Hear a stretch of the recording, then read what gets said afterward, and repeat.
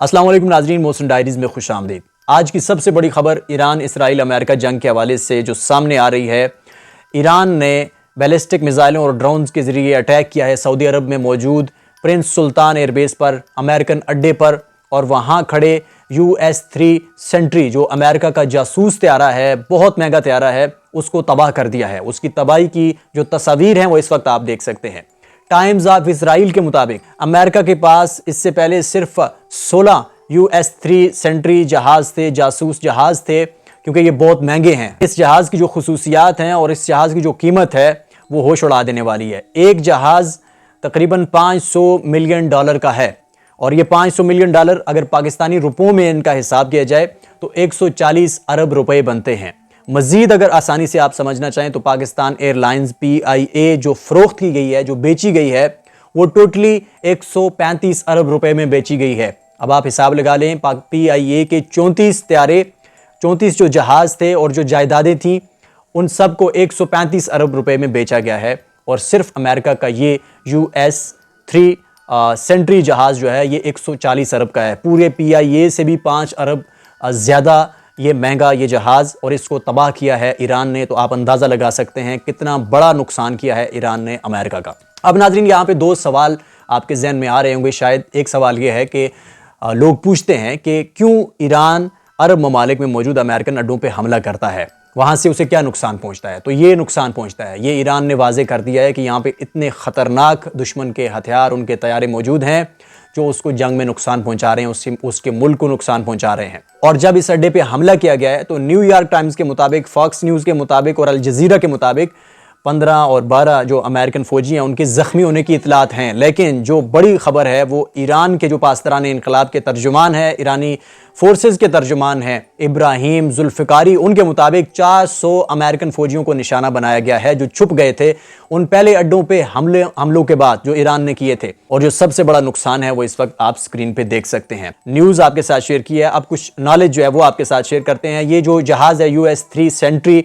ये एक जासूस त्यारा है अमेरिका का जो फ़िज़ा में एक उड़ता हुआ रेडार आप इसे समझ सकते हैं। ये इसके ऊपर जो एक डिश रेडार है, ये आसपास सैकड़ों किलोमीटर दूर तक जो दुश्मन के मिसाइल हैं, जो जहाज़ हैं, जो ड्रोन्स हैं, उन सब की नकलो हरकत जो है उनको मॉनिटर करता है, उनकी तस्वीर भेजता है, उनकी लोकेशन भेजता है। जो कमांड सेंटर है, कमांड एंड कंट्रोल सेंटर है, वक्त से पहले ही दुश्मन के हमले को पसपाक करने के लिए जासूसी करता है, इतलात देता है, और फिर कहाँ कहाँ पे हमला करना है वो सारी की सारी चीज़ें ये जो है वो कंट्रोल करता है। कंट्रोल एंड कमांड जो सेंटर होता है उसको बताता है। तो ये इतना बड़ा जहाज़ था, इतना कीमती जहाज़ था, उसको तबाह कर दिया ईरान ने। अब यहाँ पे दोस्तों एक और चीज़ जो समझने वाली है, वहाँ पे जो हिकमत अमली ईरान ने अपनाई हुई है, ये हिकमत अमली इससे पहले इसराइल की हुआ करती थी।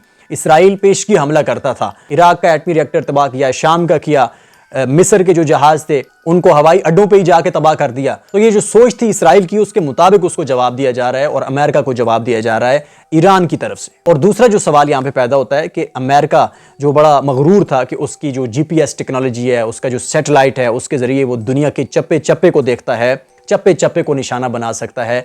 लेकिन सिर्फ अमेरिका के पास नहीं है, बल्कि ये रशिया के पास भी है। और अमेरिका का जो चप्पा चप्पा है, जो उसके अड्डे हैं, वो सारी की सारी चीज़ें जो हैं वो रूस जो है वो इस वक्त हेल्प कर रहा है। रशिया सैटेलाइट के ज़रिए तमाम की तमाम जो तस्वीर हैं, जो एग्जैक्ट लोकेशन है, पिन पॉइंट निशाना बनाने के लिए वो ईरान को देता है। और फिर ईरान जो है वो इस तरह के ताबड़तोड़ हमले कर रहा है जिससे अमेरिका जो है वो बुखलाया हुआ है। अब ये जो ट्रंप ने बात की थी तोहफे की, उसी के हवाले से ट्रंप ने भी कहा था कि पाकिस्तानी झंडों वाले जहाज़ गुजरे हैं और ये गिफ्ट आया है ईरान की तरफ से, ये गिफ्ट भेजा गया है। सही लोग हमें मिले हैं जो हमारी डील करवा रहे हैं, यानी पाकिस्तान के हवाले से ट्रंप ने बात की। और उसके बाद जो ट्रंप ने कहा था कि जहाज़ पाकिस्तानी झंडों वाले आए हैं, तो अब इसहाक डार साहब जो हैं उन्होंने भी तस्दीक की है कि जहाज़ जो हैं वहाँ से गुजरे हैं। अब यहाँ पे कुछ लोग जो हैं, जो एक तो इंडियन मीडिया है और कुछ पाकिस्तानी ऐसे लोग हैं जो बदकिस्मती से पाकिस्तान के दुश्मन बने हुए हैं। इख्तलाफात हो सकते हैं, लेकिन उन सियासी इख्तलाफात की वजह से पाकिस्तान दुश्मनी आपके अंदर नहीं आनी चाहिए जो आपका वतन है। तो वो लोग ये प्रोपेगेंडा कर रहे हैं कि अब ये जो तोहफ़ा है, ये तेल वहाँ से निकला है और ट्रंप के पास चला गया है।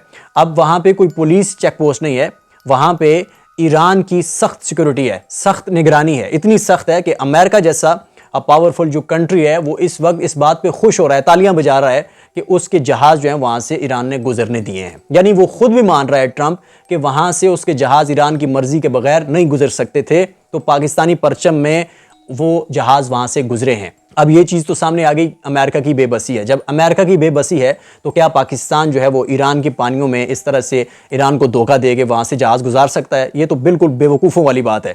تو وہاں پہ جو ایران کی مرضی سے یہ سارا پاکستان جو ہے وہ ڈیل کروا رہا ہے، اور یہ جو ہے اسی بات چیت کا نتیجہ ہے کہ ابنائے ہرمز سے پاکستانی فلیگز میں جو جہاز گزر رہے ہیں، اب وہ ساری ڈیل ہے، اس میں ایران بھی شامل ہے، اس میں امریکہ بھی شامل ہے، اور اس میں پاکستان بھی شامل ہے. اور پاکستان جو ہے وہ اس جنگ کو ختم کرنے کی کوشش کر رہا ہے، اور یہ صرف پاکستان کے لیے نہیں بلکہ ساری دنیا کے مفاد میں ہے. اب آخر میں 2 اشعار کے ساتھ اپنی بات کو ختم کرتے ہیں. پہلا جو شعر ہے وہ پاکستان کے کردار کے حوالے سے ہے. پاکستان اس وقت جو کوششیں کاوشیں کر رہا ہے اور پوری دنیا میں جو اس وقت پاکستان کے چرچے ہو رہے ہیں، تو پاکستان کے کردار پہ وہ پہلا شعر ہے. اور دوسرا جو شعر ہے وہ ایران کے کردار پہ ہے، ایران کی مزاحمت پہ ہے، ایران کی بہادری پہ ہے.